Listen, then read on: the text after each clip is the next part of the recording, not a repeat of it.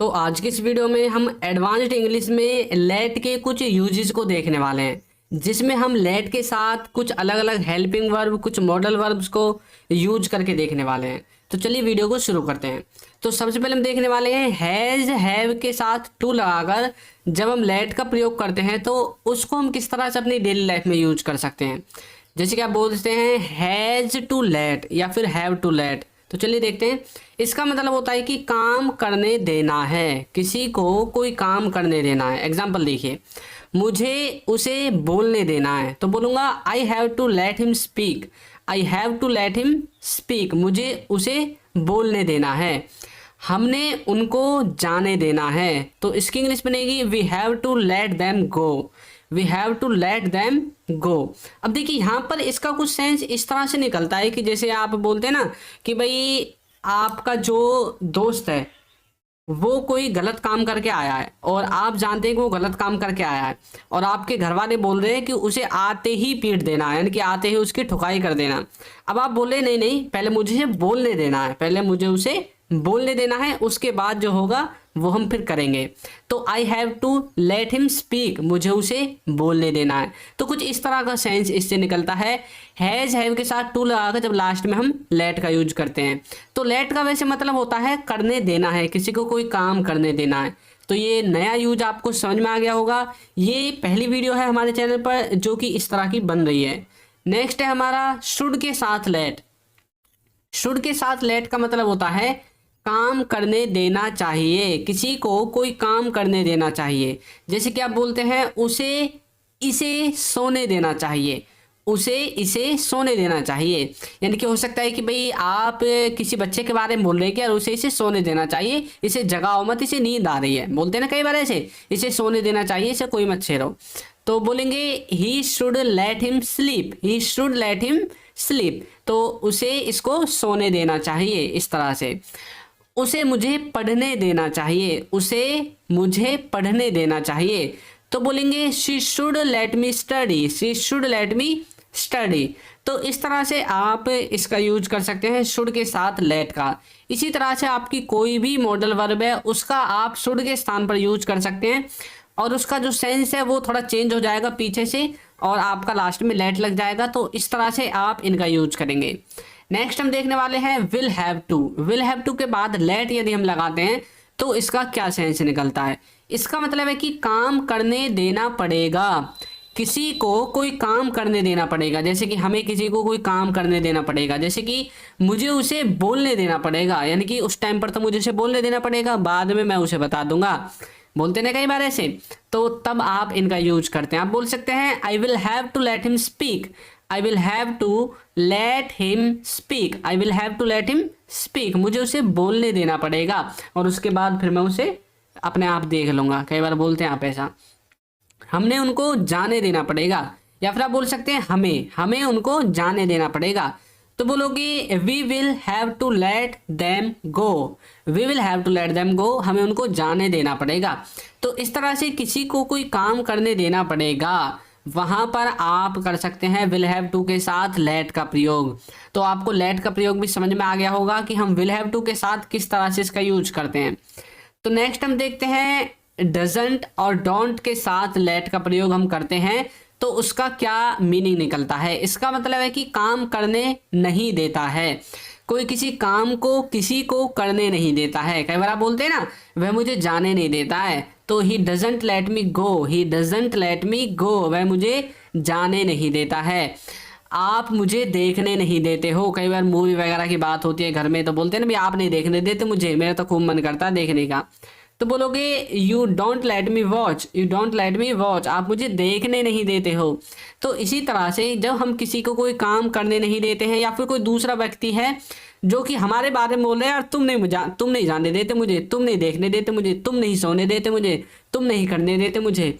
तो इस तरह के जो वाक्य हैं उन सब में आप डजंट और डोंट के साथ लेट का प्रयोग कर सकते हैं। और आपको एक बात और बता दूं कि ही सी और इट, इनके साथ आपको डज का यूज करना है। कुछ बच्चे कंफ्यूज रहते हैं इसलिए मैंने इसको भी इसमें ऐड कर दिया है। ही सी इट के साथ डज का प्रयोग करना है। और यदि आपको डज की और डू की सेपरेट वीडियो चाहिए तो आप यूट्यूब पर सर्च कर सकते हैं do does by Chintu sir. आपको वीडियो मिल जाएगी। या फिर आप बोल सकते हैं do does by English with Chintu, YouTube पर सर्च कर सकते हैं और आपको जो है वीडियो मिल जाएगी। नेक्स्ट हम देखेंगे डिड नॉट के साथ लेट। जब हम डिड नॉट के साथ लेट का प्रयोग करते हैं तो इसका मतलब होता है कि काम करने नहीं दिया, काम करने नहीं दिया। किसी ने किसी को कोई काम करने नहीं दिया, जैसे कि उसने मुझे बोलने नहीं दिया, तो बोलेंगे he didn't let me speak, उसने मुझे एक अक्षर भी बोलने नहीं दिया। समझ में आ गया ना, कई बार बोलते ना उसने तो मुझे बोलने भी नहीं दिया, मैं क्या करता वहां पर, तो he didn't let me speak यानी कि उसने मुझे बोलने नहीं दिया।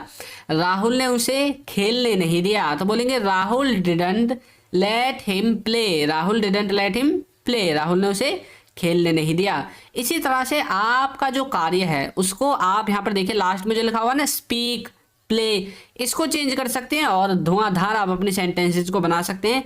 कोई भी सेंटेंस बनाइए, प्रैक्टिस कीजिए, बोल बोल कर प्रैक्टिस कीजिए। जितने भी स्ट्रक्चर्स हैं ये आपको आने ही चाहिए, इनका ही तो यूज करते हैं आप अपनी डेली लाइफ में। तो आपको ये सारे स्ट्रक्चर्स जो मैं आपको बता रहा हूँ, जैसे अभी बताया था डज नॉट और डू नॉट के साथ लेट, डिड नॉट के साथ लेट, अब पीछे भी मैंने आपको विल हैव टू के साथ लेट बताया था, हैज हैव टू के साथ लेट बताया था। तो आपको ये सारी चीज़ें आनी चाहिए, तभी आप अच्छे से इंग्लिश बोल पाओगे। नेक्स्ट है वॉन्ट प्लस लेट। इसका मतलब है कि ये विल नॉट प्लस लेट है। क्या है? Will not plus let. तो यहाँ पर इसको शॉर्ट फॉर्म करके कंप्रेस करके वॉन्ट लेट लिख दिया है। इसका मतलब है कि काम करने नहीं देगा, आने वाले समय में कोई किसी को कोई काम करने नहीं देगा। जैसे कि पापा इसे नाचने नहीं देंगे, तो बोलेंगे पापा वॉन्ट लेट हर डांस, पापा वॉन्ट लेट हर डांस। तो आप इसमें विल लिख सकते हैं, पापा will not let her dance, कोई दिक्कत नहीं। तो यहाँ पर देखिए ऐसा हो सकता है कि भाई आपके घर में सख्त कानून हो कि भाई हम लड़कियों को नाचने नहीं देंगे या फिर किसी को मतलब बाहर जाने नहीं देंगे। तो मतलब आप फिर किसी को बता रहे हैं कि यार पापा इसको ऐसा नहीं करने देंगे, पापा won't let him do this, इस तरह से आप बोल सकते हैं। समझ में आ गया? तो पापा इसे नाचने नहीं देंगे, पापा वॉन्ट लेट हर डांस, मैं उसे जाने नहीं दूंगा, आई वॉन्ट लेट हर गो। कई बार ऐसा होता ना कि वो बोलता है कि भाई उसे जाने देना, आप बोलोगे नहीं नहीं नहीं मैं उसे जाने नहीं दूंगा, आई वॉन्ट लेट हर गो। इस तरह से आप वॉन्ट लेट यानी कि विल नॉट प्लस लेट का यूज कर सकते हैं। कुछ बच्चे कन्फ्यूजन में रहते हैं, ये वुड का तो नहीं है, वुड का नहीं है, ये विल का है, विल प्लस क्या, विल प्लस नॉट। समझ में आ गया?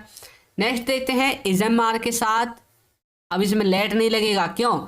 लेट के साथ आईएनजी लगेगी, लेटिंग। अब देखिए इजम आर के साथ हमने ऐसा क्यों कर दिया भाई, इजम आर के साथ जो वर्ब आएगी वहां पर हम उसमें आईएनजी लगाएंगे, ये आप जानते हैं। तो हमें लेट के साथ आईएनजी लगानी पड़ेगी, तो इसलिए इसको लेटिंग कर दिया। और आपको ये डबल टी कैसे हुआ है, यदि इसके बारे में जानना है तो आप ये वीडियो भी हमारी देख सकते हैं। सिर्फ आपको यूट्यूब पर सर्च करना पड़ेगा verb forms by Chintu sir, और आपको वीडियो मिल जाएगी कि किस तरह से हम इनको, ये देखिए यहाँ पर वैसे लेट में एक टी होता है, अब यहाँ पर डबल टी आ गया, तो ये कैसे आया है ये आपको वहाँ पर दिख जाएगा।